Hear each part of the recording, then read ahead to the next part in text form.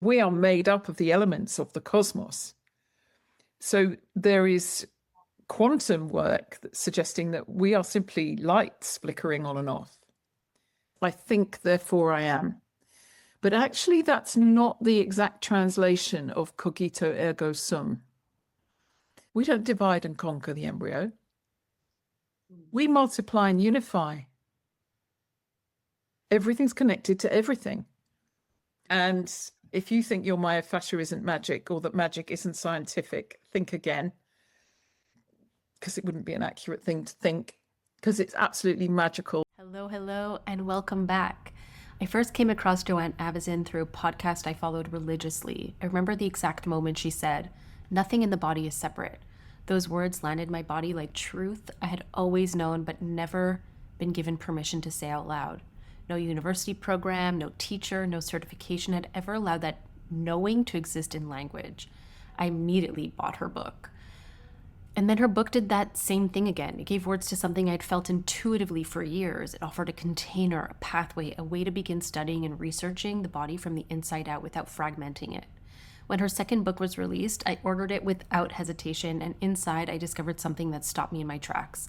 A program devoted to exploring her theory more deeply. Of course, I signed up. Immediately. She has become one of my mentors, and today I have the honor of sitting down with her on my podcast to talk about her program, MMIA, Fascia, the cosmos, and how unlocking words have the opportunity to change everything. Let's get into it.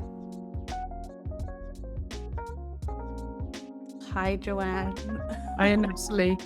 And I will say what a joy it's been to have you in the course. Your contribution has just been, I don't know how to say this, but it's a combination of poetic and yet so poignant and relevant to your clients. So there's that scientific medical side of things that you observe so keenly. And then your questions are just designed to, how can I assist this person? How can I help them move better? And you keep that simplicity about what you do in terms of clean, clear vision for other people. And it's obviously a very empathetic and lovely thing, and beautiful work that you do. So I'm so glad that we've had an opportunity to work together.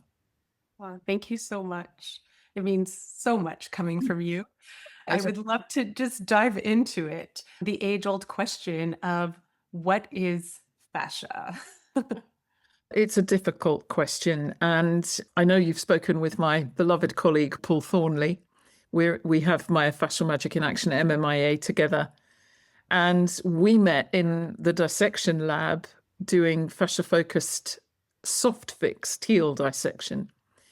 And we've both been studying fascia for a long time. And really, one of the problems with it is the word. It's not an adequate term for what it actually represents. That's the first thing.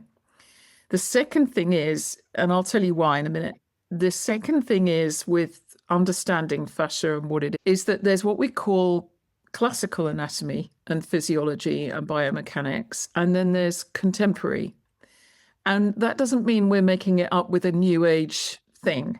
What that means is the research and the visualization tools and the specialist equipment with which we can observe it and the advances in methods of dissection mean that we look back now at the historical deductions of our forefathers, and it's just a completely inadequate assessment of the human body.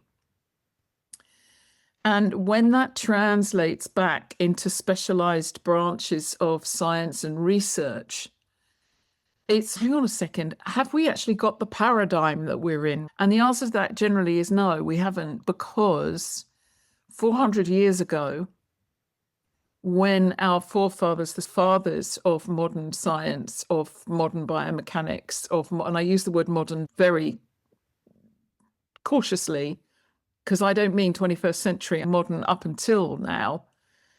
We've got Borelli, the father of biomechanics. We've got Descartes, the father of modern science, and so on and so forth. And I think we didn't understand most of them. I think we've extrapolated and translated, and a great deal has been lost in translation.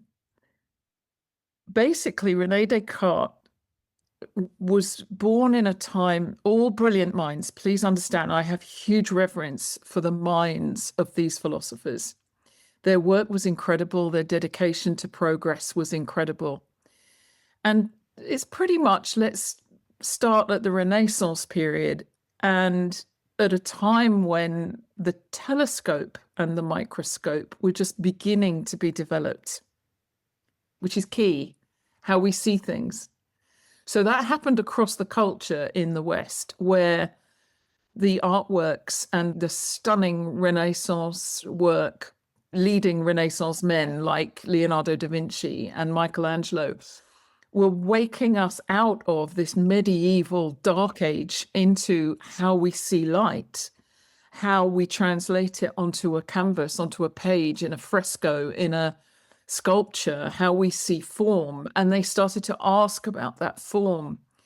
And I'm muddling up the dates a little here, but we're in that era of the Renaissance time. And during that time, and of course, religion dominated more than science then.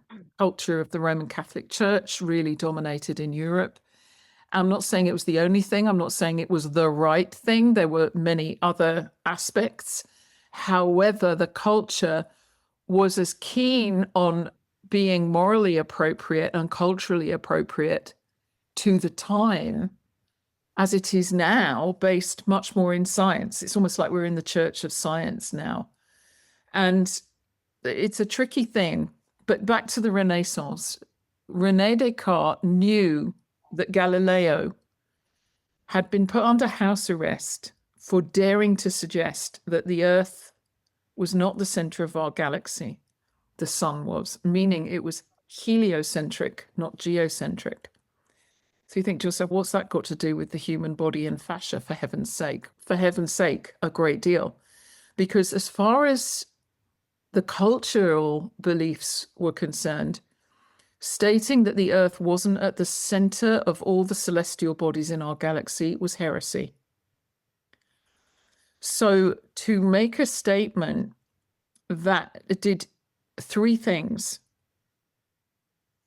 Number one, it challenged the idea that we were a geocentric cosmos, Earth-centered. What do you mean we're not? Man is the highest form. Human, literally in Sanskrit, hu means divine. So human is divine man. So we're at the top of the food chain. We're at the top of the spiritual tree. We're the most conscious beings on the planet. Of course, this planet's at the center of the galaxy. Not necessarily. So that's the first thing that it did. The second thing that it did, and this was great big huge, not that wasn't, but honestly, Natalie, this was just like, and this is much what we're in at the moment. It was a paradigm shift in scholarly academic achievement to date, meaning many scholars were proposing ideas of how the movement of the spheres in the cosmos related to each other. And they developed all kinds of extrapolations and epicycles relating Saturn to the sun and the sun to the earth and Saturn to the earth and all these interrelated geometries. But it was very important, the study of the stars and the cosmos. And of course, the microscope was developing in one field, the telescope was developing in Galileo's world. And all of these scholars had theories. And suddenly, all those theories became redundant, because if you put the sun at the center of the galaxy, there's only one math. Everything, because it makes sense of the galaxy. It's the geometric pattern of the galaxy that we're in, of our cosmos, that we are sun-centered, because our light, the light from the sun is what we are. And we know, just before anybody thinks I'm talking a load of codswallop, the iron in our bloodstreams, it can only be from one place. Scientifically, it's from dying stars. So we are made up of the elements of the cosmos. So there is quantum work that's suggesting that we are simply lights flickering on and off. And if you think of that as a kind of an audible light stream, the sound and light current running through us is how we come together to be the flashing series of lights that we are in this episode of our lifetime, eternal life, maybe. That's Such a let's leave that. beautiful image. It's so beautiful when we're in the cosmos. Anyway, so the third thing, let's go back to Galileo. The third thing, so he's now challenged the mood of the day and he's committed treason. It's more than a mood, it's the culture, it's the moral code. He has challenged the academia of the day with a paradigm shift, but he's also committed treason. But he went to school, I believe, with the Pope of the time. So he was placed under house arrest and effectively silenced, except it didn't work because he carried on publishing what he wanted to write. And he published it as a dialogue. So he was in conversation. And we have to remember this because we don't read that conversation. We tend to extrapolate the principles in our history. He was aiming to have a dialogue that was potent and cogent and communicated subtlety and nuance and possibility. That makes sense. So those three things become key in our understanding of fascia, which we'll get to in a minute. So that was happening, and René Descartes knew that was happening. And he was writing these exquisite meditations, and he's very famous for the phrase, "I think, therefore I am." But actually, that's not the exact translation of cogito ergo sum. The translation is much more, it's subtle. And I've heard Jaap van der Waal say it actually means "I doubt, therefore I am." I'm not sure about that either 100%, because we are talking for Jaap van der Waal, his mother tongue is Flemish, Dutch, and René Descartes was French. And the study of Latin, of course, French is a Latin language. And so you go into these studies and you end up down these rabbit holes, Natalie, of all the different arguments about what these words mean. But for me, cogito ergo sum means something like that relates to the Latin word proprio, which means self-aware. It's a self-consciousness. I think, therefore I am, as in I can deduce mentally. No, I can self-question, I can be self-conscious, I can ask myself how I am or who I am. And it's that self-reflectiveness, cogito ergo sum. And think about the word cogito as in recognize. I can recognize myself. Now, I don't know this, I'm speculating, it's just come into my head in this moment, but we as humans self-reflect. That's quite an advanced level of consciousness. I'm not sure, I always used to wonder this. I had a dog that was the most incredible character, and I swear to God she talked to me and everything, but I'm not sure she could see herself in the mirror. I'm not sure if she could self-reflect. She could reflect to me. Can't even tell you. Don't let me go off on a thread, because she was just marvelous. She taught me silent language. Such a big deal, communication. Anyway, let's go back to communication and fascia. So René Descartes knew that he could get into trouble if he didn't have the Pope's sanction, because he was watching Galileo be put under house arrest. So he went to the Pope and asked permission to dissect human bodies for science. And that permission was granted, and this is written about by Dr. Candace Pert in her wonderful book, Molecules of Emotion. And in that opening introduction, she says something like, I'm roughly paraphrasing, he did a turf deal with the Pope. And that turf deal was that science could have the body if the Roman Catholic Church retained jurisdiction over all metaphysical aspects of being, the mind, the spirit, the emotions, the awareness, the spirit, the soul, obviously for its sanctity, for its safety. There's no judgment in this. I'm simply reporting what happened. That permission was granted with very specific conditions, and it created a rift which said the body is separate from the being. And that happened in the West, not in the East. And of course, Western science has become very revered all over the world for its value. However, it excludes emotion. It excludes spirituality mostly. It excludes the anima animus that animates the being. And it turned its focus onto the dead body that it then cut up into its component parts. And to quote Dr. Pert, extrapolated overarching theories about how those parts worked. Now, one of the keys in that cutting up was the cutting out of the fascia, the removal of this stuff that is called scaffolding, it's called connecting fiber, it's called fluff or fuzz, it's called like fiberglass or something. But these are all words that are almost throwaway words of scraping something out of the way so that you can get to the important parts, which are the bones and the muscles and the vessels and the organs and the aspects of things like the senses, the ear. So you dissect the ear. Okay, what's the ear? On the outside, it's this. On the inside, it's this. And all of that is extrapolated. And in that process, fascia was pretty much removed and discarded in order to analyze those parts. And so to just complete this piece of the history, at this time, developing the microscope, discovered the cell as what was called the unit of life. And it was almost as if a cell was a bit like a brick in a wall. In order to build a house, you need a lot of bricks. In order to have a body, there needs to be a lot of cells. And they discovered the cell as this building block. Note the word block.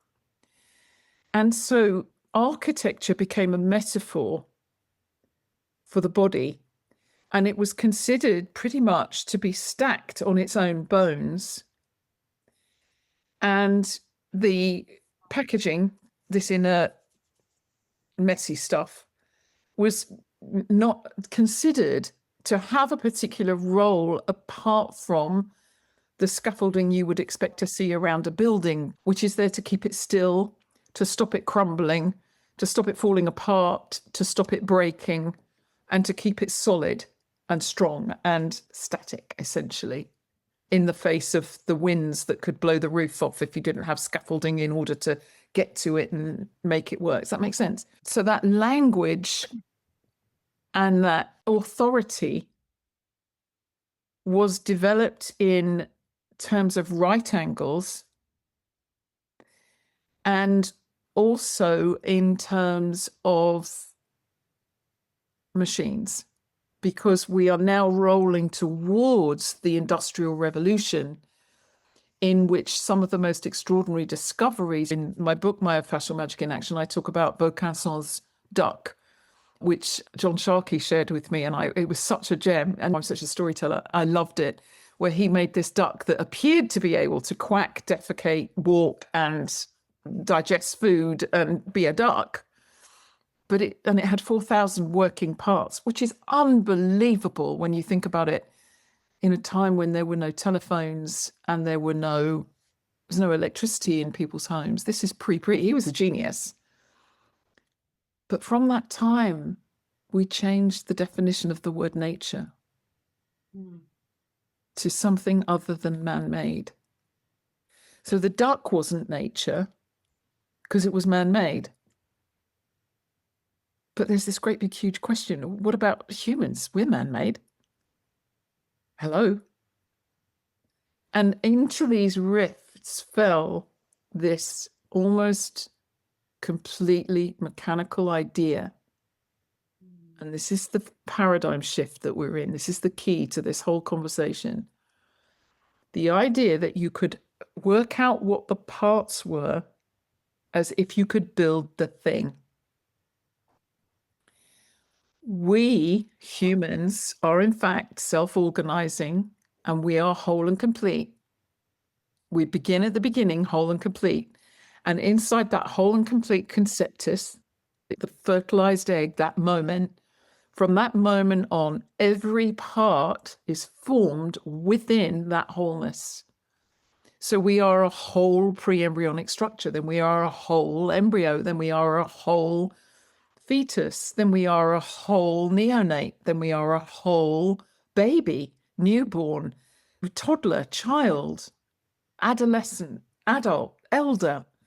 In each stage of that continuum, we're whole and complete.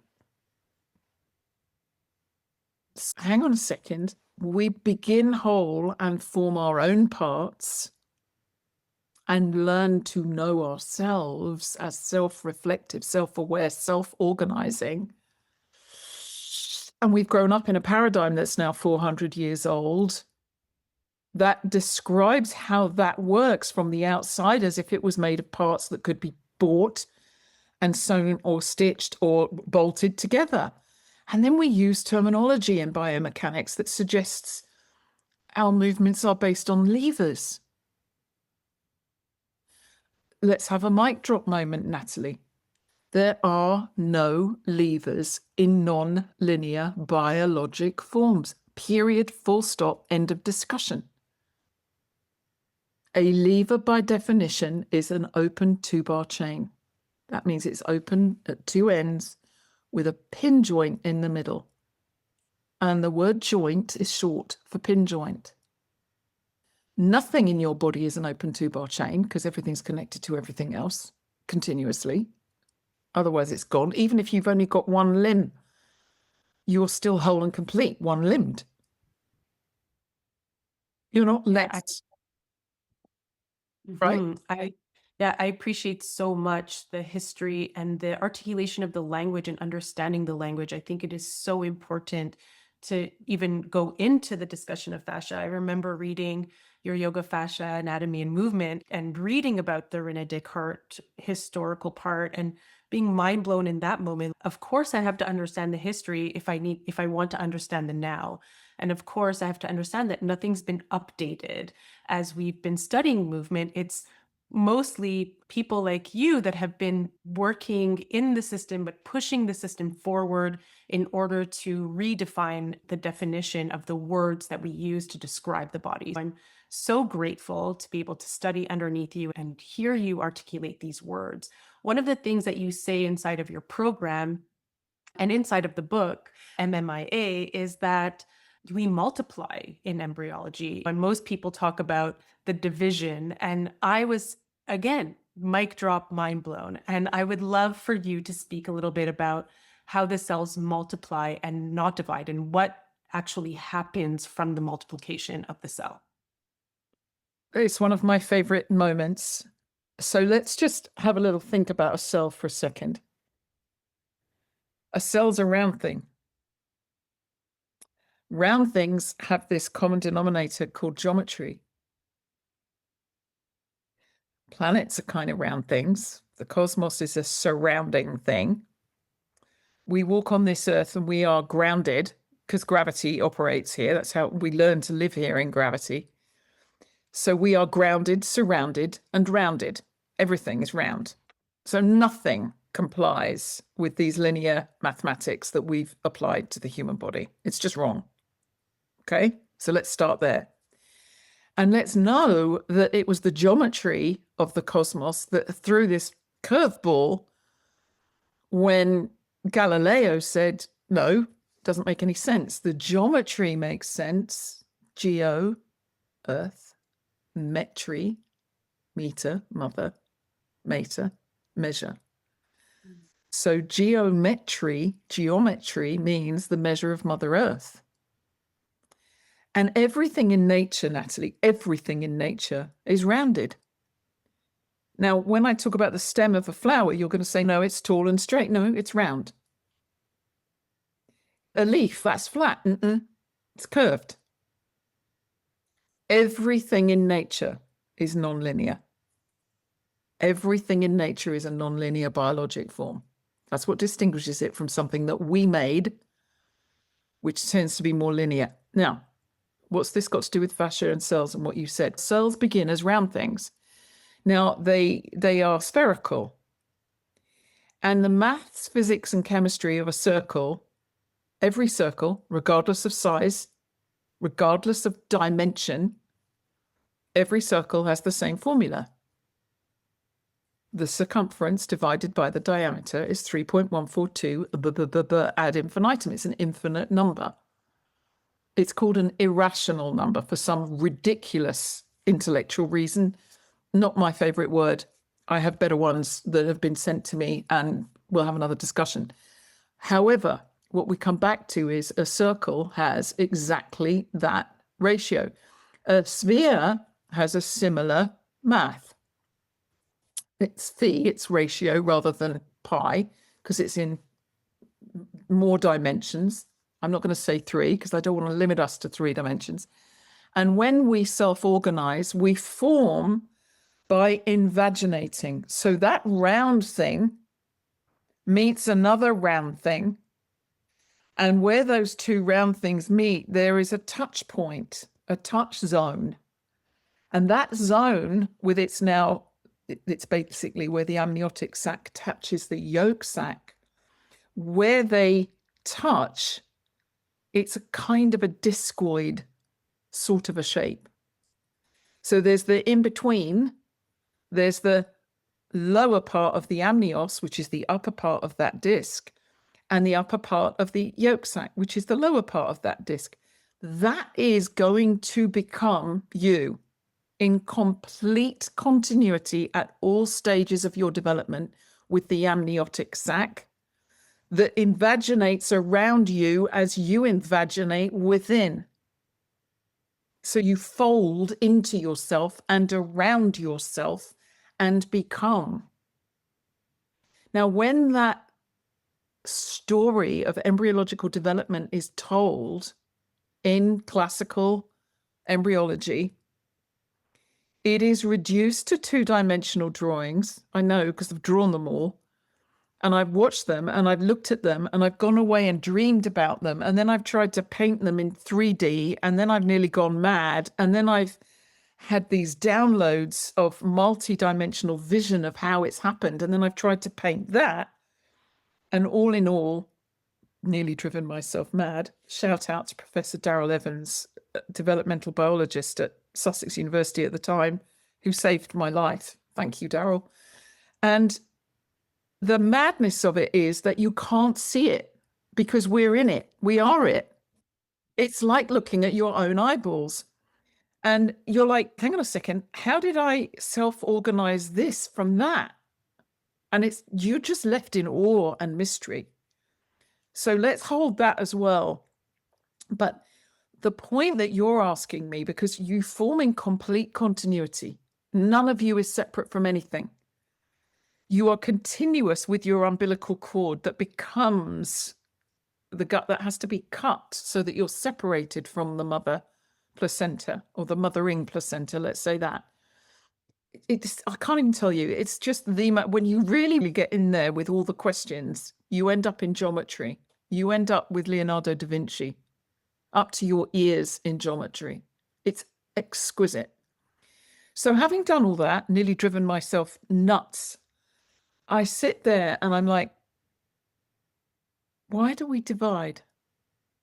Why is this called cell division? 1 becomes 2, 2 becomes 4, 4 becomes 8, 8 becomes 16. I've just described this seed of life image and the flower of life image. Okay, in 2D, that's the 3rd division of the embryo. We all love that image, but most people don't know what it is. And it's, hang on a second, it's got to have a circle around it because it's inside a sphere. And then I'm like, hang on, what happens after we go from 8 to 16 to 32 to 64 and we just keep multiplying? We keep having more cells within the same, at the beginning stages, within the same sphere, within the same, let's say, matrix. I don't want to name all the anatomical, embryological bits because the words are so long. I just have to, I love it. There's an aspect in the embryo called the syncytiotrophoblaст. And I had to teach myself how to say it. It's a bit like saying king pigeon pose in Sanskrit. It's Ekapada Raja Kapotasana. You're like, really? I need to know. I'm sure it's wonderful. And I'm sure in Sanskrit, when it sounded, the sounds of Ekapada Raja Kapotasana, King Raja, that there's very beautiful sound waves coming from that. But Syncytio Trophoblast, are you joking me? If you wrote it in small elf writing, you could wrap it 1,000 times around the embryo. I'm being silly, but you get my point. For me, it multiplies. And I realized we lived and have lived for 400 years or more in a culture of thousands of years, in a culture of divide and conquer. And I'm not casting blame about who's chasing who out of which region to own their bit and divide and conquer and wars. And we hate war. Everyone listening to this, you and I, why? And I suddenly thought, oh, it's the opposite. It's multiply and unify. We don't divide and conquer the embryo. We multiply and unify. That's what we do, because we're always unified. Everything's connected to everything. Here's a key for you, Natalie. If you look at an anatomy book where all the gunk has been got out the way and all the stuff, and it's all beautifully clean, it's called clean dissection. And I've done plenty of clean dissections. And then you take the muscle, or you see the muscle on the limb if you're doing dissection in the lab. You could be forgiven if you came in and I said to you, okay, Natalie, I'm testing you. Where's the origin and the insertion of the biceps brachii? And you very proudly told me where the biceps bicep means arm, or brachii means arm, and bicep means two-headed. And what's the difference between the bicep and the tricep? And you say, well, one's got 3 heads, it's a tri, and one's got 2 heads, it's a bi. Brilliant, well done.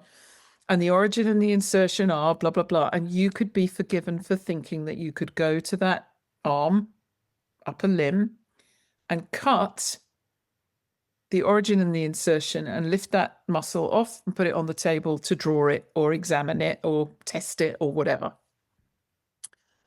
Would be a fair thought. Actually, it would take you hours. Why? There is not 1 millimeter, not one thread. And when I say thread, when you see fascia close up, it is, depending on how it's dissected, it's like threads and egg white and fibrous, but not dry. It depends on how it's been preserved. It's a liquid crystal matrix. Love that. You just, oh no, just to finish that off, all I was going to say was you'd be standing there going to me, which bit's the biceps brachii? And I'd be saying to you, where isn't it attached? Where isn't it attached? Show me one area of the biceps brachii that isn't attached to something. And when people first come into the dissection lab, they're shocked because everything has to be sacrificed to get to anything. Because the environment that you cut through is the fascia. It's the architecture of everything. It's not a system in its own right. It is the architecture of all the systems. It's not separate from anything. So the body is such a beautiful, miracle, wondrous place that I think we can get lost in for just as much as we can get lost into the cosmos. It's almost like the cosmos is within us. It's not almost, it is. 100%. It's the inner cosmos. And let me tell you something. There's solid bits and soft bits. There's slimy bits and stiff bits. There's sticky bits and flowing bits. And when they're all in the right places at the right time doing what you want them to do, tell me something, Natalie. What is it you feel? When everything's going the way you want it, what is it that you feel? Nothing. Beautifully said. So you're like, what do you mean? Nothing. I want you to feel what? You want me to feel something? That's the answer. I want you to feel something. So what do? We get hung up on what hurts. But we don't seem to get full of joy at the everything that doesn't. Like, tell me something. If you do a paper cut on your finger, yeah, one of those really silly paper cuts, you've opened an envelope someone sent you and you slice your finger and you're, don't you become your finger cut? Every molecule of my being goes towards that finger cut. What a stupid thing. Or a splinter, and you're trying to get it. And it's like your whole beingness becomes that splinter. But 99.99999999999% of you and all your trillions, not millions, trillions of cells, you can't imagine how many cells there are in here. And they all start off round. And they all resist deformation to the extent that they do. And they all act under the laws of tension and compression. Every single one of them. They are being squished and they are squishing out. They are pushing back. And it's that balance of tension, compression, integration that you can play with yourself. You only need 2 Pilates balls. You try pushing them together and they'll resist deformation depending on how much air there is in them. Integrity. It's nothing more complicated than that, except that we keep forgetting there's always a surrounding membrane. So this is where multiply and unify is such a powerful thing, because you can multiply and fold in on yourself and form these invaginating folds. And then you start realizing how genius the geometry of this is. And then you start thinking origami. Now think about origami. And there's beautiful origami in the world. Oh my God. We're not just talking about making a paper animal. We're talking, there's origami competitions in Japan. And oh my God, just blows my mind. But the point about origami is everything's folded around everything else being folded in order to form an ultimate shape. What on earth did you think you did? You already are that. And this biological, bioemotional origami is the paper, the page is the fascia. And guess what's written on it? What's written on that page in the ink of your everyday life, your thoughts, your ideas, your emotions, is this network, this woven page of your story. Where else are you going to put it? When somebody says to me, oh, honey, the issue's in the tissue, it's like, where the frick else is it going to go? And what, excuse me? And the other thing is, where does it stop? Where does it end? Does it end at the skin? I don't think so, because we're all connected. And I actually see us all as folds of the continuum. And the matter of the dark matter of space is it's the fascia of the form. But then the word fascia becomes so bloody inadequate. And now I love your term of the crystallized matrix. And I think when we were first talking, when we first had our first conversation, you had told me that you were a chocolatier. And this whole example, this whole analogy came from just whisking the chocolate. And please, I'm going to do a very bad job at explaining how you describe it. Well, it's a liquid crystal matrix. And it was Leonid Blyum, a man for whom I have a great deal of respect. He's a very brilliant practitioner. He works with children with cerebral palsy. And like all of us who have developed our skill in the healing arts, whether it's movement or manual therapy, over the years, and we've been doing this, my colleagues, most of them have been doing this for 40, 50 years. I'm a baby at 30 years of being devoted to this. My dedication, by the way, is to explaining it. I just love the language because I think it's magical and I think it's available to all of us. And I get people criticizing me on Instagram sometimes, and I'm just like, go and do your homework. Don't get me to it. But anyway, back to what you were saying about chocolate. I was in a room once with an osteopath and Leonid, and this osteopath had just done this description of bending moment at the human knee, as if she was describing how you would put together a bloody locomotor engine with the wheel shafts so that it moves all of them. A 5-bar chain mechanism it was she was describing. And I'm sitting there thinking, a load of crap. And then I thought, oh, my bad. I don't like thinking ill of people. I sound rude, but what it is Natalie, is that I just sat there thinking, what's that got to do with somebody actually cycling or the experience of somebody running? What is it? And I just sat there. I do this. When I wander, I start looking out the window. And this osteopath got annoyed with me and said, and I said, what? Doesn't make any sense to me. Sorry. Please don't think I'm being rude, but really? Like, part of me was thinking I should learn this, and the other part of me was like, no, I don't want to learn that. It doesn't make any sense to me whatsoever. I'm not making it wrong, therefore, but I'm just, which bit does that? Where's the crankshaft and the gear stick and the, given what I think of levers? And the doctor who was sitting next to me looked at this young woman and she said to him, please tell Joanne why she's wrong. And he said, she's not, she's right, but she doesn't know why she's right.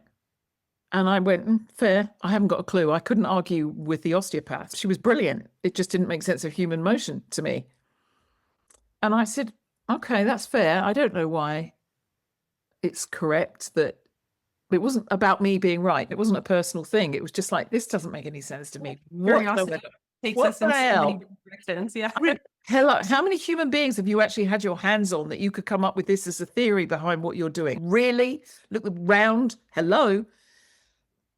And I'm sitting there looking at Leonid.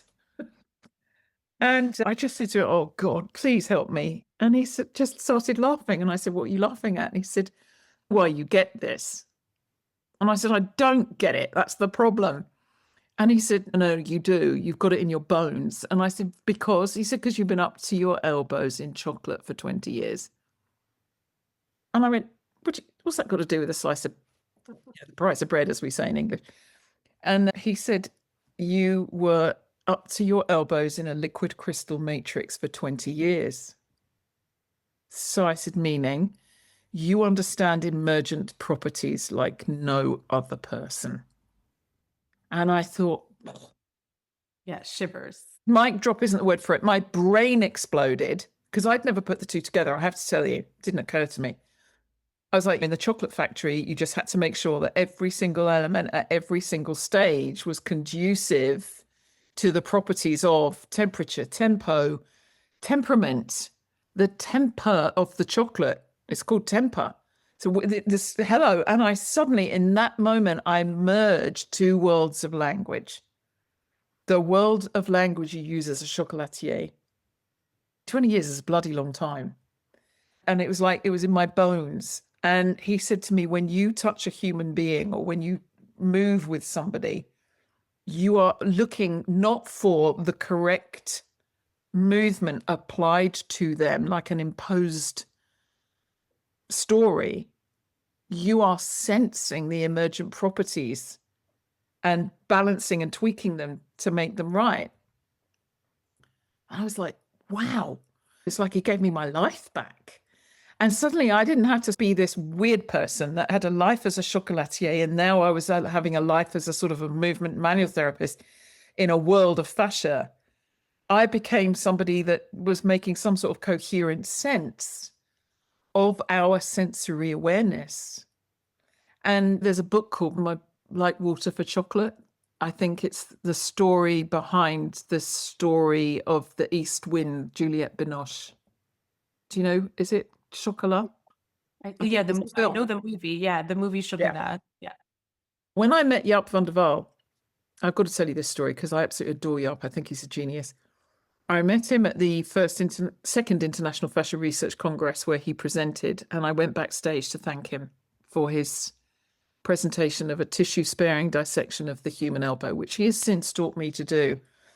And when you remove everything that isn't fascia from a cadaver instead of everything that is, oh my God, you literally, that's the paradigm shift. You're like, holy crap, how could we get this so back to front? The fascial matrix is the organizing architecture and everything else just follows that. And it's, seriously, can we afford to not know this? And I just thought it was brilliant. And so subsequently, Leonid, who's a very close friend of his, said to me, come and meet Jaap at this event in Belgium. I think it was 2012 now, about 3 years later. And we were in Belgium, Brussels, one of the major chocolatier centers in the world. When I was married to my chocolatier husband, his parents or his mother was Belgian, and they had a chocolate shop in Brussels. So Brussels was home to me. And I'm sitting there and I couldn't help it. I went into a complete altered state. He was opening a chocolate bar that was served with his coffee. And I didn't know. I was staring at it, Natalie. And Yap was opening this thing, and I was staring at it to see if he broke it, if it would snap, because I was automatically watching, has it been properly tempered, as if I'd been responsible for making it. You can't help it. When you have a factory, you worry about everything that goes out. And I'm, without realizing it, I'm staring at this chocolate, and he's unwrapping it. And I'm thinking, is that tempered? Is that not melted? Is he not going to get it over his fingers? I wonder how well that's made, because I knew the brand and I was doing all my stuff. And he sat there and he's looking at me quite nervously. And he said, oh, I'm terribly sorry. Did you want this? And he handed it to me. And I went, what? He said, did you want this? You were staring at my chocolate. I went, oh, I felt such an idiot. I said, I'm so sorry. And he said, what is it? Do you love chocolate? I said, no, yes, I do. But I said, I was a chocolatier. I said, and I was watching to see if it would snap. Because if through, and think fascia, if through every single stage, what emerges are the right properties for the thing you want to create. If you want a hot chocolate drink, you don't want the same properties as if you want an Easter bunny. And if you want a sort of chocolate praline inside a truffle shell, they've both got to be very different textures, behaviors, temperatures, the whole emergent properties. And there I was looking at Yap with this chocolate, and he disappeared. And I'm like looking around, where's he gone? He's kneeling on the floor beside me. It was hilarious. Oh, I'm like, what are you doing down there? And he said, Juliette Binoche. Idiot. And Leonid said, no, she really did. She really is a chocolatier. And he treated me like, I don't know, I can't tell you, like some sort of goddess. And he personally trained me in this dissection method and talked to me and shared with me. And he, in that book, the whole embryology section is up, took it and rewrote things. And he and Professor Evans both challenged me, wouldn't let me get away with making things up. Wow, it's such a beautiful story. And it makes me think of, you said it like the pressure and tensegrity of the cell that keeps multiplying. Is that what creates specialized cells? Yep. Is it the tension forces? Yeah. I've never gotten a simple answer from you. So yes, is it very good. It's a lot of things. It's the emergent properties. So if the temperature's wrong, it'll all go to hell in a handbasket. And if the tension and compression, they're co-creative forces. So I know this might be a podcast for some people, but this is a tensegrity mast. And basically what it means is that the pattern, this is key, the pattern of the matter, very key. The pattern of the matter is such that the balance of tension and compression organizes the volume. So if there's a lot of cells all pushing together, they will appear squarer. They're never square. They've got rounded corners. They started off round. So they have the word squamish is the word that's used from square, because they look as if they have, think about it. If you think about a square in 3D, a square is actually A cube? Cube. I'm trying to think in terms of platonic volumes. And the cube is a hexahedron. That's the word I'm looking for. So it's a hexahedron. It's actually got 6 sides, not 4. It's only got 4 in 2D. So this is where our language gets itself into such a pickle, because the body is always multidimensional and we try to describe it in 2D. And so anatomists call what we see in the anatomy books cartoons, because we simplify them down into these iconic shapes and we mark the origin and the insertion and the shape of the muscle. And we call it pennate, bipennate, multipennate, tripennate. And then we name it for the number of slips that it has. And it's ridiculous because every fiber in it is round. Every muscle itself is rounded. No two muscles are the same shape in anybody. We know the quad, for example, has got at least 7 slips. So where the hell it got the name quadriceps, God knows. The word muscle is muscularis. It means little mouse. Because if you tighten your fist and release and tighten and release and look at your forearm, it looks like little mice running under a blanket. That's how technical the word muscle is. So when we do musculoskeletal system, as if there's a pulley on either side of a bone that's attached with a joint that it isn't, it just isn't like that. And then the pulleys work with it. Seriously, I just can't believe that so many people are so dedicated to this as being an explanation of what they see in front of them moving as a whole. This, on the other hand, I'm holding up a tensegrity mast here, and those of you that are listening to this, the pattern of the matter is how the forces operate inside it. So this is actually a picture of forces. It's a model of force transmission. So the compression parts hold the tensional parts open, and the tensional parts try to close on the compressional parts. So they are mutually co-creative. Does that make sense? And the result of that co-creation is third force. I'm always blathering on about the law of 3. Because when they co-create, they combine, they co-relate, and they recognize, they come together, and the pattern of the matter self-organizes those forces into forms. Pattern comes from pater, matter comes from mater. So the pattern of the matter is the father and the mother that produce the volume, the cell. Yeah, father, mother, divine, because every human is divine. So the original Lord's Prayer was in Aramaic, and in that language, Abrun is the first word, and it means Father, Mother, God. Not God as the head of a church or a religious icon or a whatever. God as meaning good, as meaning that which is, the isness. So to be here, this Father, Mother, God becomes a whole of the Father and the Mother coming together and giving birth. And in numbers, in the archetypes of numbers, 1 and 2 are not considered to be numbers. They're the parents of all numbers. So 1 is considered the father, the 2 is the mother, and they birth the first number, which is 3. And then it gets complicated because if you add 0, 3 is the 4th integer. And then the magic starts to happen. And that is the absolute base rule of understanding geometry. And of course, our bodies are made in geometric proportion by us. We can't not abide by nature's geometry, Gaia-metria, the measure of Mother Earth. We are, I don't know if we emerged from dust, but certainly we emerged from stardust. We're organized stardust on Earth.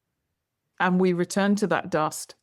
The body does. I don't think we are our bodies. That's another discussion. But we include our bodies in order to have these conversations with each other and share the work.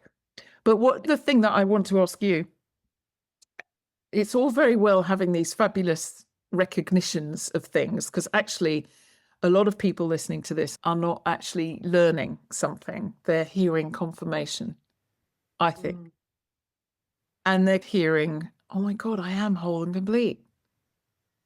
And I'd love, if it's okay with you, to whisper in everybody's ear that every egg that your mother was ever going to produce in her whole lifetime was present in her embryonic body in your grandmother. Yeah.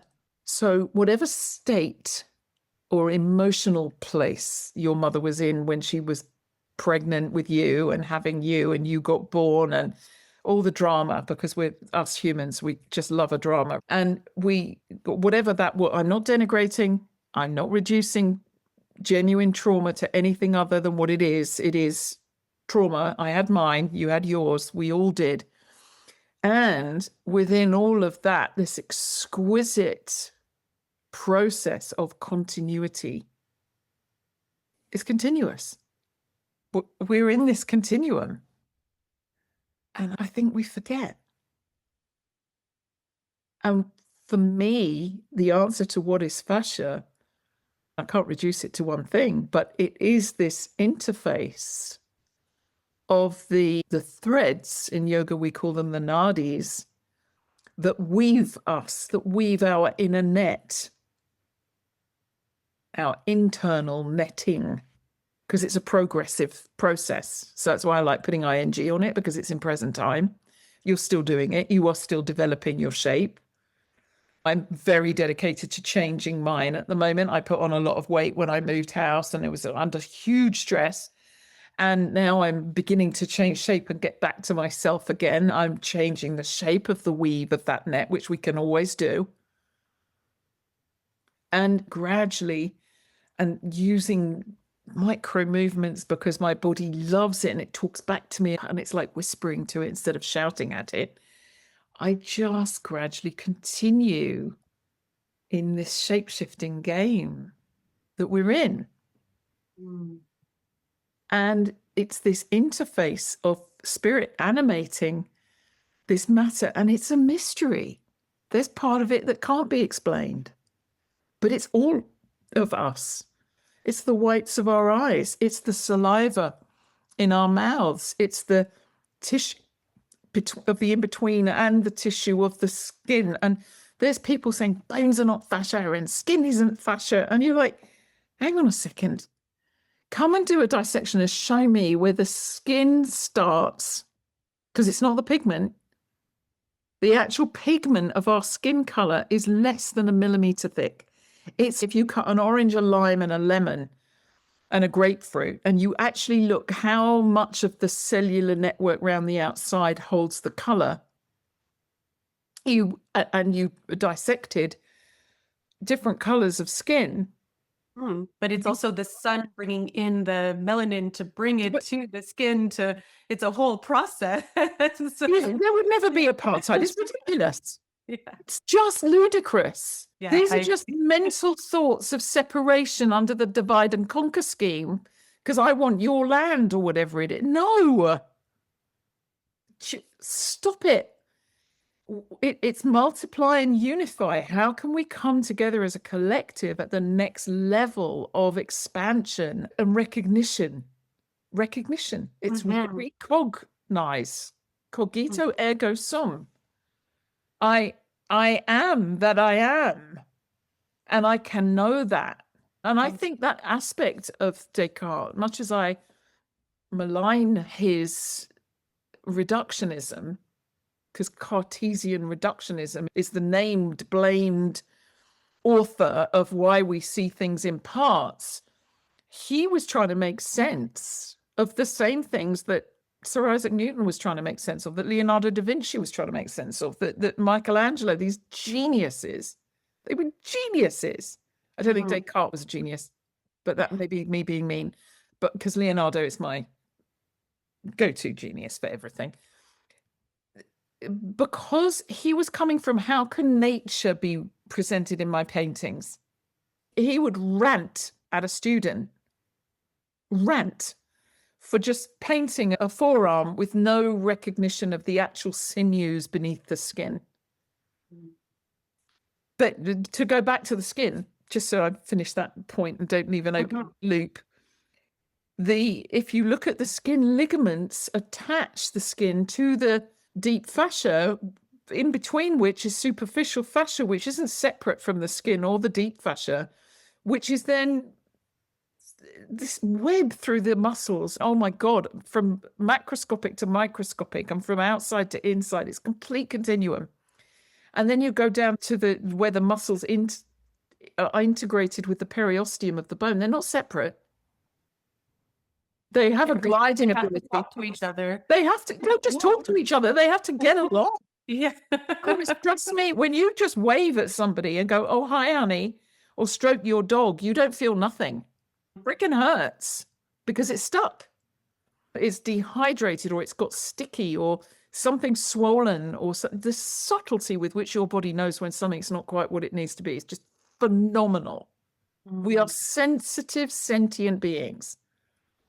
In an architecture that talks, we know it's proprioceptive. It feels its way into form. So imagine getting into a building that the lights, I know they do it now, but the lights change and the heat changes and everything moves with you moving. It's like the staircases in Harry Potter. I just love that because that's actually what the body's doing. Ish. The heart doesn't decide to go for a walk or anything, but but it gets cold and it moves. Yeah, and it spirals. It's a tube. It's a tube of spiraled sucking and spitting, basically. It's drinking in life and breathing it out. The heart breathes. It's not a pump. It's just ridiculous. Yeah. There's nothing mechanical about us, except our minds can be mechanical, but not the body. No. I feel this conversation could go in so many ways and I have so many questions, but I do want to touch upon the point because I think it'd be really interesting for my listeners is the issues are in the tissues and where else are they going to go? Is proprioception starts to numb areas of the body if we have trauma that comes in and trauma with quotes around it, big T, little t, depending if you fall one time and your body catches you and it's, oh, I don't want to move in that way anymore. And it's subconsciously, it enters in your mind and we have these feedback loops. And we spoke, I think we had a full hour conversation about this, but it's the question that I want to ask is how can we start to release the fascia or how can we become conscious to the fact that some parts of our body are dehydrated and need to be rehydrated? Brilliant and complex question. Let me give you an analogy that works for me. I've obviously spent many years working with people, and when you touch bodies and you hear their story, what very often happens, Natalie, is somebody comes to see me and I do my intake form and I assess all sorts of things. And a lot of experienced therapists will share this with each other. You do about 3 or 4 sessions. You've got their whole medical history and blah, blah, blah, everything that's relevant to your scope of practice. And you make sure that you're clear for all the right reasons to be working with them and all of that. So all of that is in place. And 3 or 4 sessions go by and suddenly that person comes up with something that they have completely forgotten they experienced. And I remember once I had somebody coming to me with back pain. She just came in and said, I don't know what's going on with me. I've got this niggling thing in like my mid-thoracics, somewhere between the lower part of the shoulder blades, and it's hurting. And it won't go away, and it's waking me up, and it's persistent, and blah, blah, blah, blah, blah. And I worked on it, and I worked around it, and I did the work that I do. And she said, it relieved for a while, but it's come back. And I said, are you sure you've told me everything in your history? And she said, why are you asking me? I said, because I've got a feeling there's an impact injury here that's been aggravated, that hasn't been resolved. And what happens over time is that, you see this happen again and again, is when someone is able to speak and verbalize something in a different way, from a different point of view, from a different perspective, from a place of loving acceptance rather than a place of, let's say, anger, sadness, and fear. They're the 3 core emotions.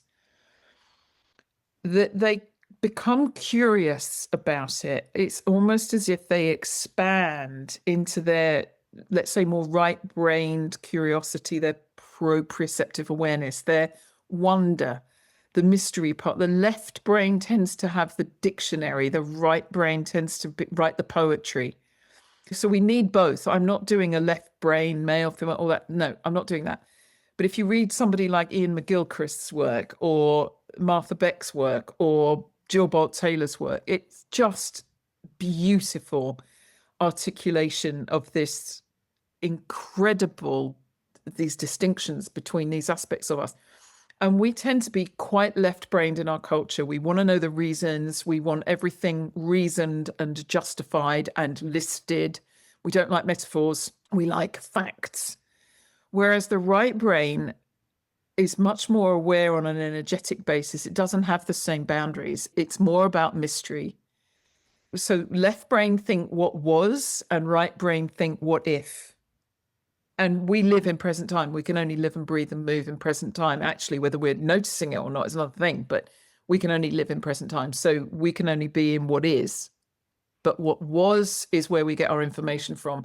What if is something we don't really dare. What if means we need our imagination. And in our culture, we get told off for imagining. Stop daydreaming and do your homework. I was brought up on that. I cannot tell you how many times I was punished in class for daydreaming. Really? And imagination, oh my goodness. You just made it up. It's like an accusation. You can't say that. You just made it up. We're okay with 2-year-olds doing gorgeous drawings. Where did that come from? But by the time you're 22, you need to get your act together. Do you know what I mean in our culture? So why am I saying this? Because what I think happens is that we're born with this exquisite weave. And it's a weave. It's not blocks. It's not levers. It's not pumps. It's not a friggin' hydraulic multi-bar system. It's ridiculous. It's a tubular network of tubes within tubes and pockets and pouches and folds and movements and animations. And they're all held in this exquisite net. And for me, and that net, imagine a net like strawberry netting over your strawberries. Imagine that, and it's all pulled into different shapes, and you've got nets within nets, but they are folded around each other, not separate nets. No one comes and cuts out a piece and stitches it together and puts it in your mother for you to grow your liver into. You self-organize out of one piece, one origami. I've dissected it. I cannot tell you. I've literally, last summer, I dissected the human heart, and I didn't take out the pericardium. The pericardium wraps around the heart and then it spirals underneath and becomes the diaphragm. I literally got it on film. So I was very lucky because of the particular person I was working with, or cadaver. It's not a person anymore. It's no spirit, but the cadaver and the possibility of the way it was fixed. It was just, I can't even tell you. So this fabric, for me, what happens is we come into our lifetime and we are literally skin layers away from every emotion our mother experiences. Everything. We get the whole shtick. And we don't know we couldn't put words to it because we're not verbal yet and we're not articulate in that languaging, but and impulses and it's all impulses. And you get these little knots in the net. And then when we're born, and this is great big huge, Natalie, we are almost completely helpless. So what options have we got? We need something. We've got pain. We don't think, oh, I'm hungry. I think I'll have steak and chips. You just go, because there's this feeling. So here's the thing. That nothing that you described earlier isn't nothing when there's hunger, but we don't know it's hunger. Now, think about it. When your mother, father, or whoever it is doesn't know what to do with you when you do that, you may or may not get milk or whatever it is you're being fed. I'm not assuming it's milk, but let's say it is. Whatever. Or as a mother, you might nurture, and then one day you've got flu and you're just like, take this child away so that it doesn't get this illness. But the child doesn't know. It's just been handed away. So we develop these suppositions, I call them bioemotional knots in our inner internal net. It's literally a net. And we make these knots, and these knots are sticking points. Now, let's get really clear. What is it easier to walk on, gravel or ice? Gravel. Yeah, why? Because it has traction. Exactly. So we don't want a perfectly smooth net. That's a lobotomy. We don't want to float and just look around the world and, oh, pretty, midlife, happy. It wouldn't be any fun. So the fun game of being human is, okay, I'm in Earth School. What's up today? And I think we generate games to play. This is now me talking from my own spiritual studies and work and dedication and beliefs, if you will. But I don't think we do this in one episode. I think we a lot of goes, and I don't know how we finish if we do. And I think there's another whole conversation to that. But the point I'm making is we don't necessarily want to avoid knots in the net, because you climb a net where it's knotted. That's how you grow. So if you came in this lifetime with a contract, which I believe you do, and you archetypally have a pattern to your particular net, it's a question of, does my net work with your net and how do we integrate? It's great, but we often revere trauma as if it's a method of explaining why we're not perfect. And we are perfect. We're perfect the way that we are. Now, do I accept that every morning when I wake up feeling like shit? Sometimes, no. I have to tell myself. I have to say to myself, beloved Father, Mother God, help. And a voice says, it's okay, beloved. We're good. We're good to go. And I go, oh yeah, thanks. I do that. I chat with whatever. I don't know who it is, what you call it. But it's whatever it is, the isness is in conversation with me. That's how I sleep at night. It's how I manage the things in my life. And I'm only too aware that there are moments in my history where those knots in the net got caught with, and here's where we have the solution, the breath. Because what is it that you do to get what you want when you're a baby? You and you can hear by the crying, the breathing and the giggling. How many times have you opened Instagram and there's some reel of a baby giggling its head off at a dog or its dad or its mum or whatever? And don't you watch it 2 or 3 times? I watch it. I'm like, yeah, oh my God, it. that's I can't even tell you. And when we've all had, those of us that have had children, those moments when you are just present, you are just in love with that vision of that presence, that presence is the only word for it. And so when we're not getting what we want in that present moment, I think we become distraught and distorted in our physiology at one level, that something in our fascia knots itself and something in us says, I'm not doing that again. You become afraid of asking for what you want. You become afraid of being needy, or you become afraid of being on your own. And I think we come in with particular archetypal patterns and we organize our lives around those archetypal possibilities. And I've had the great good fortune of studying that, and I teach it because I discovered that the fascial matrix is archetypal. See, the left brain loves a stereotype. It wants a fixed, stereos means fixed. So it wants a nice fixed thing. So every single body is made up of X number of levers, first class, second class, third class, and biomechanically, blah, blah, blah. And if you open the anatomy book, it shows you the origin and insertion, and that's how the muscle moves the bone, and the bone bends at the joint and down. And that's all nice formula. It's absolute claptrap. So ridiculous, it's hilarious. Find me a human being who moves an open 2-bar chain in one plane with a pin joint in it, and I will say, yes, you go and have your biomechanics. But for heaven's sake, And the best part is Borelli is the father of modern biomechanics, and his book was published after he died posthumously. And he used the same title as Aristotle, De Motu Animalium. And if you go back to Aristotle, he doesn't talk about joints. He talks about folds and resting points. Now look at me. Put your hands together in prayer in front of me. Do it. So look what you've just done. You've folded at the wrist and you've rested the heels of your hands on each other. And you're pressing your hands together, which are a complete continuum of your heart.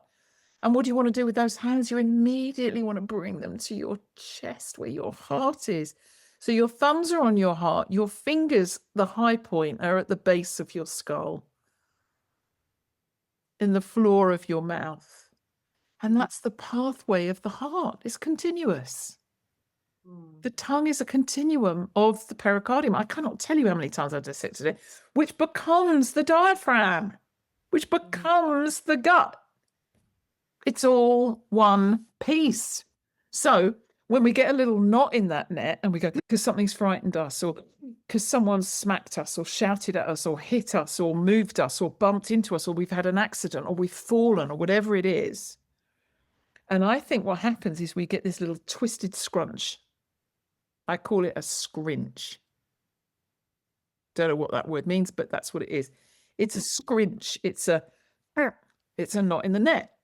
And we have multiple ways of dealing with the knots in the net, because what's caught up in them are the energies in motion at that time, caught in time and crystallized in the liquid crystal matrix. And a liquid crystal is very different to running water, by the way. It's bound water. It's different properties. And it's got this thickness and this gooiness. It can be very runny, but it can also be very sticky, and it can be very stodgy, and it can have all these different, I call them architectures, because it's got all these different qualities. And if you imagine that knot in the net has gone hardened, and it's a bit like a combination of chewing gum and gravel, and it can get very stuck, and things can happen around it. Now, I'm going to make a big claim here.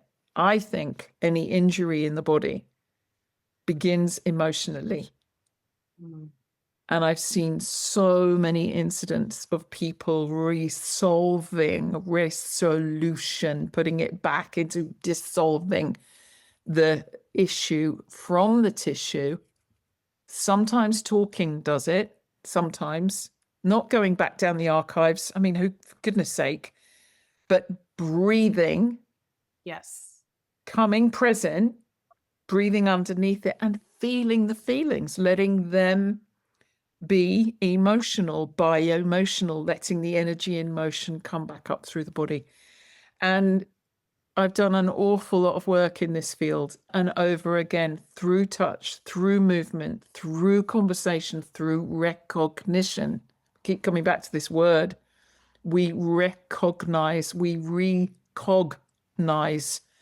So if you think about a cog in a watch, there's a great analogy, actually, Natalie, for you, the opening question to this podcast. If somebody handed you a bag of watch parts, and let's say it was an elaborate, beautiful watch that, you know, that the White Rabbit would have worn in Alice in Wonderland, you know, the pocket watch that takes out to sea. I'm late for a very important date. No time to say hello, goodbye, I'm late, and it rushes off. I love the White Rabbit. I think the White Rabbit said, the hurrier I go, the behinder I get. That might have been Tigger anyway. So yeah, this beautiful watch you've got to make. Yeah. And you've got the watch parts, and you open it and you've got all these watch parts, and you go, wow. And there's cogs, and there's little hands, and there's all the nuts and the bolts and the screws and all the elements, everything you need. There's face and the backing and everything to make this beautiful gold watch with the winder and the chain, all in this bags of things. And I hand it to you, and you say, wow. And I say, go ahead and make a watch. And you're going to look at me, and you're going to go, where's the instructions? I'm going to go, well, what do you mean? But you've got everything you need. You've got all the parts. What's the problem? Go off and deal with it. And when you come back, we'll be able to tell the time. Really? That bag of parts is everything you need, everything required, all the parts of the body to make a watch to tell the time. But you can't tell the time if your life depended on it. Because the crafting process of the watchmaker, who's got experience, who learned through doing, who found their way through the forms, who integrated these subtle forces with these tiny screwdrivers and these amazing crafted apprenticeship, and created this exquisite timepiece so that the white rabbit could take it out of its pocket and look at it and watch it tick tock, and tell the time. Now, there might not be any such thing as time, but that's another discussion. And linear time and resonant time and cyclical time, all those things. There's all different versions of it. But let's just stay with the watch. The anatomy books are the watch parts. And they are miles away from being human. They make no sense of it. They're drawings of the watch parts, which is even worse. And when you go into the lab and you see a complete watch and you take it apart, you absolutely know you've destroyed it. Because not one of us has ever made a human being other than ourselves. We are the genius and the only genius at self-organizing me as, that's the only word we've got, God help us, a fascial matrix, a living expression of our bioemotional integrity, our bioemotional awareness, our bioemotional experiences gathered together one after the other inside each other in goodness knows how many lifetimes, or simultaneous lifetimes, maybe. Who knows? And every bioemotional moment is encapsulated in the tissue. And I believe we heal each other through our loving, our listening, our empathy. And sometimes empathy is not required, but not like a needy, devoted, you need me to help you, to help me, to help you. No, I don't mean that. Archetypally, if you're working with a vampire, you're going to be sucked dry. Your job's to walk away and not get bitten. It's not about being a carpet. It's about recognizing in yourself when something needs to come up and be heard. And I think we don't listen to each other very well, and we don't listen to ourselves very well. But when we do, in present time with the breath, we can undo some of the trauma, big T, little t, within us. And something changes inevitably. And I've seen it happen time and time again. And this client that came in with the back problem, to make that story loop closed, I said to her, you've got to tell me there's something missing here. And she said, how do you know that? And I said, I can feel it. I know what a knot in the net feels like. I said, and there's a knot in the story that hasn't been met. And I said, hang on, listen. So I put my hands either side of her spine and I held, and I said, close your eyes and talk me through every image that comes up.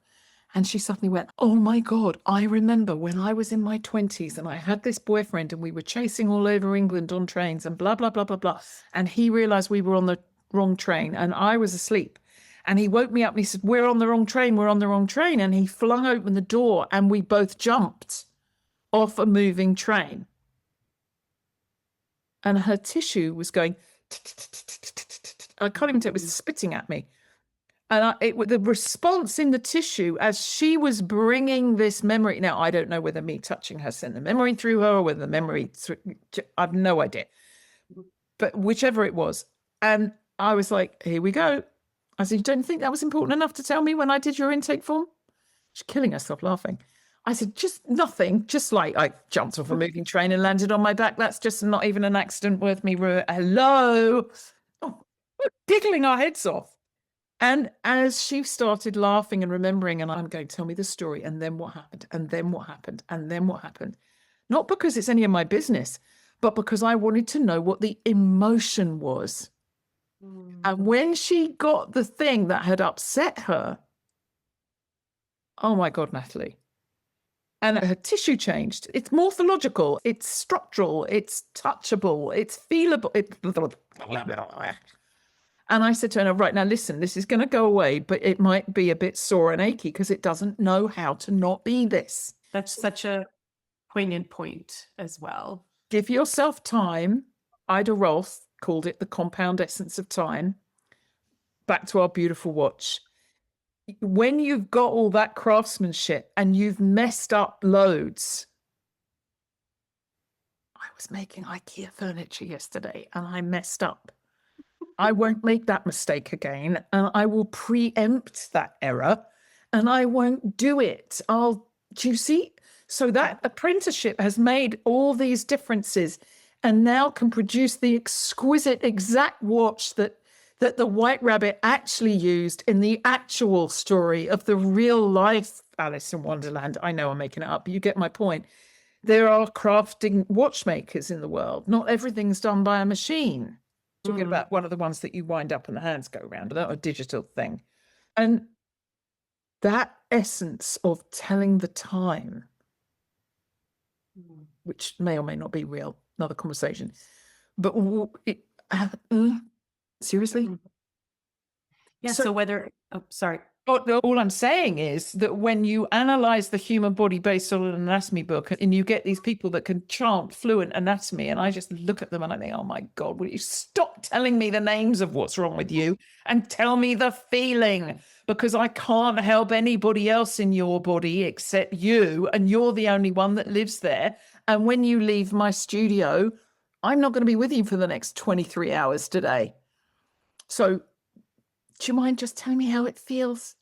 And we get there so much quicker than when somebody comes in and says, oh, my left trochanter's got a touch of bursitis and I feel that the blah, blah, blah, blah, blah, blah, blah, anatomy speak. Yeah, it's a story that we tell that consciously is moving into our subconscious every time. Whether it's subconscious or conscious, we hold the nodules in our tissues, and emotion is almost the knock at the door to help us be awake to it, and the breath can reorganize it and touch can help to alleviate it. But validation, what you said, the listening, that someone really hearing and believing your story is such a huge part of our healing. And that becomes, we are all connected inside of the cosmos. That listening is bringing presence to that person to permit and allow their experience of that energy in motion. And it can be back in motion instead of static. It's static, it's a knot in the net. We don't want to get rid of the net. We're not trying to undo the net. We're not trying to unravel the person. We're allowing them to dissolve, resolve, resolution, resolute the problem that they think they had into the energy in motion that they didn't feel at the time. I think it gets locked and crystallized in the tissue, and it can grow. Somebody who's had an incident when they were 2 and they're angry and they're still angry as an adult, it's not uncommon. I'm not pretending to be a psychotherapist. That's not my job. My sister was she's retired, but she's absolutely brilliant. I can't do all that. I'm not trained in that.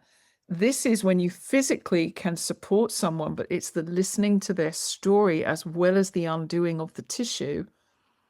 Or you're not necessarily undoing it, you're just sometimes just holding it. They're doing it. But it's, as you say, they're allowed the emotion, the energy in motion, and it comes back. And the power that we lock in those knots in the net is something else. When it comes available to us, it's something else because it's restored.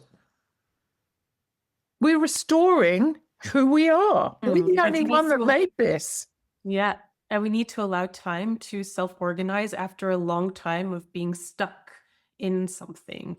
You're not, after sleeping, you're not jumping out of bed and running. You have to start walking. Or I love this example. I think either was it you or Paul that said this in the class, that when you are in the airplane for 9 to 10 hours and you come off, they park the airplane the furthest point away from the customs so that you can start to self-organize. It's absolutely true. Basically, the tissue gets eccentrically loaded and it's locked long. And it's got to just be gently and lovingly stimulated until it goes back to its spring loaded, and then it rebounds and recoils. And by the time you get to the baggage carousel, instead of pulling on eccentrically loaded tissue or long tissue that's then pulled out of whack and you are in deep trouble at that point, your body's actually got a chance to spring back. So when I arrived at Heathrow a few months ago, there's a new transit at the terminal that I arrived at, and I walked, and it was a mile, and I was like, holy crap, I didn't realize it was this far. There were only two of us walking, there were 250 people on the transit, and we walked, and I was thinking, I can't look Paul in the eye and tell him that I got on that transit. It was total guilt. I was just guilted completely. I was like, don't you sit on that airplane all that time. And I'd been sitting at the back of the airplane between two huge guys that had taken up the armrests. So I was like in between the armrests, and I had the tray table down, and I had my ball that I never go anywhere without on the tray table, and I was folding my arms with my head on my arm. So that's the position, locked long in all directions. It was horrendous for 8 hours.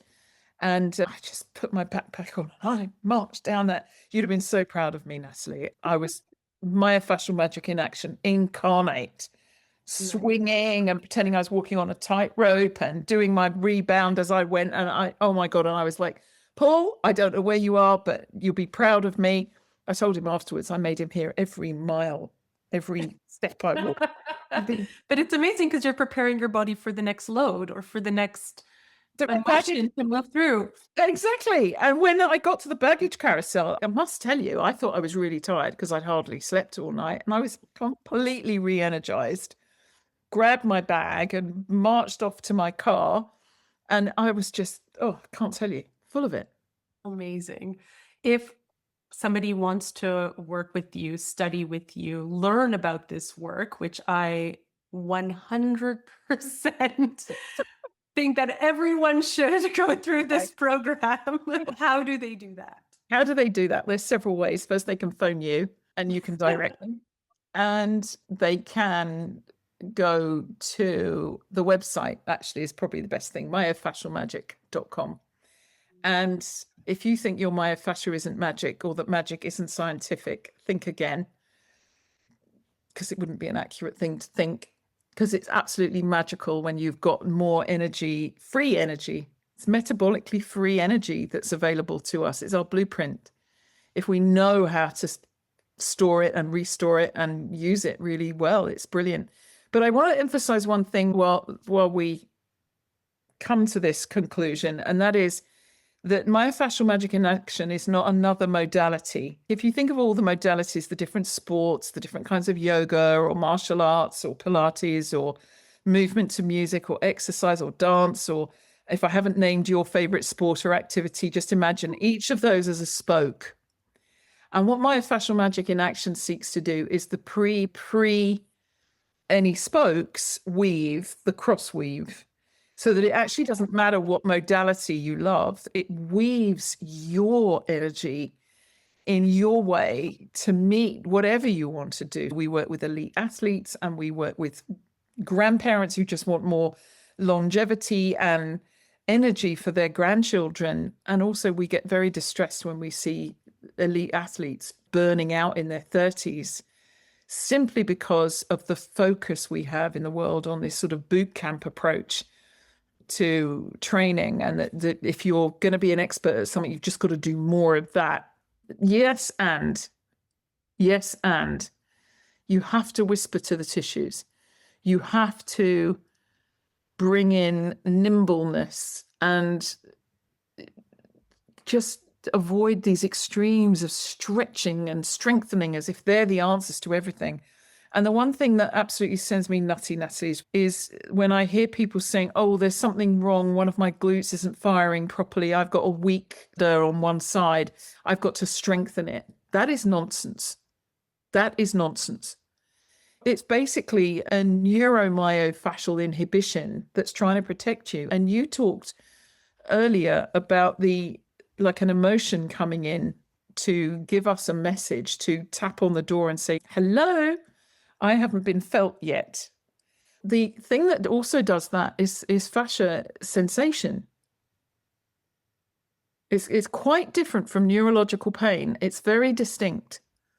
And it has different properties and different characteristics. And it's actually your body's most subtle awareness. And sometimes a pain or an ache is the fascia whispering at you, please, can you stop sitting like that? Please, can you stop spending all day long at your computer? Please, can you get up and have a little walk? And there might not be much that you've got to do. There might be like a few micro movements that you could introduce, like cleaning your teeth. 2, 3, maybe 4 times a day, 5 minutes of something. And the magic that brings when you know what those somethings are, that's really what we're teaching. And I would love it that every practitioner, every carer had this work in their arcana, because they'd be so empowered to help themselves, help others. And something that you say in class, and I'm going to paraphrase, is that every individual is unique, and that's what makes us all the same.